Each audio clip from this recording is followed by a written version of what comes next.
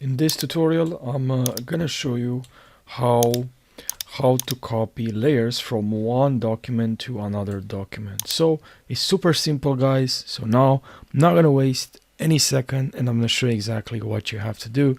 So here I would like to copy all of this layers. So select the first one, hold shift, and then select the last one, grab, and then drag.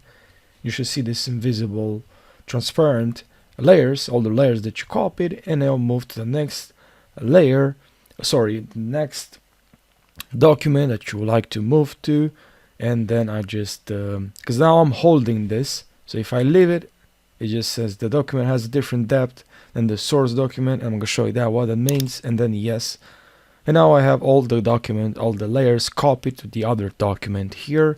And as you can see here in the first one, if I go to image mode, this is the 8-bit, and the other one here, image mode, is 16. I can just go to the first one here, mode, and change to 16-bit.